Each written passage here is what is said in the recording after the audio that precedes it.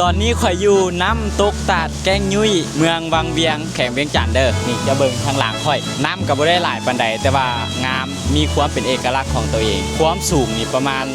10-20 เมตรนี่แหละบ่แม่นว่างามแต่บ่อน้ำตกเด้อทางย่างขึ้นมานี่ก็งามทางย่างขึ้นมานี่จะมีตั้งนั่งให้เป็นจังหวะไผเมื่อยก็นั่งพักผ่อนก่อนแล้วก็ค่อยย่างขึ้นมาน้ำตกตาดอยู่นี่เจ้าสามารถลงอาบได้เลยลงลอยก็ได้ลงลิ่นน้ำได้พาลูกพาหลานพาพ่อพาแม่มาเบิ่งก็ได้บ่ได้ไกลห่างจากตัวเมืองวังเวียงประมาณ20-30 นาทีนี่แหละขี่รถมาบ่ได้ไกลเลยทางก็สะดวกสบายเป็นทางคอนกรีตเบิดบ่อนอาบน้ำนี่มีหลายบ่อนลอยน้ำมีหลายบ่อนก็เลือกเอาตามสะดวกตามวัฒนธรรมแล้วก็ที่สำคัญก็เบิ่งความปลอดภัยเบิ่งเครื่องของวัตถุมีค่าของตัวเองรักษาแต่ว่าความงามนี่คอยบอกเลยบ่น้อยหน้าไผถึงแม้ว่ามันจะบ่แม่นน้ำตกตาดที่ใหญ่อลังการแต่ว่าความสวยงามทั้งต้นไม้วิวที่เฮาย่างมาระหว่างทางมันก็มีความเป็นเอกลักษณ์ของน้ำตกตาดแกงยุ้ยมันจะมีบ่อน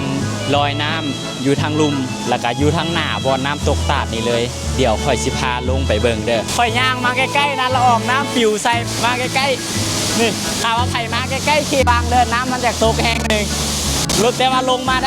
กล้ได้นี่เห็นปะน้ำนี่โคตรเย็นเลยไปใกล้ๆน้ำตกตาดนี่มันสิฟงมาใส่เฮาแล้วก็ผสมกับลมพัดมาน่ะโคตรเย็นเลยขึ้นมาเมื่อยๆร้อนไปอยู่ใกล้นี่เย็นสบายขนาดค่อยอยู่บ่ไกลๆได้นี่เสียงน้ำตกตาดนี่ก็ยังบักแห้งๆถึงแม้ว่าเสียงสิแห้งแต่ว่ามันก็บ่ได้เป็นเสียงที่น่ารำคาญตรงกันข้ามมันก็เป็นเสียงที่เฮ็ดให้เฮาผ่อนคลายปล่อยวางไผที่ยังซอกหาบอลเที่ยวถ้าว่าเห็นวิดีโอนี้ลองมาน้ำตกตาดแกงยุ้ยเบิ่งเด้อไปเดี๋ยวไปเบิ่งบอลลอยน้ำบอลอาบน้ำถ้าว่าผู้ใดเอาลูกเอาหลานมาแล้วลูกหลานอยากลอยน้ำหันแนะนำให้มาลอยอยู่ลุมนี่เด้ออยู่เทิงหันน้ำมันแห้งค่อนข้างอันตรายหน่อยนึงผู้ใหญ่หันลิ้นได้แต่ว่าเด็กน้อยหันแนะนำให้มาลิ้นอยู่นี่เบิ่งลูกหลานก็ง่ายปลอดภัยน้ำบ่แห้งน้ำบ่ได้เลิกเด้อนี่ประมาณเพีย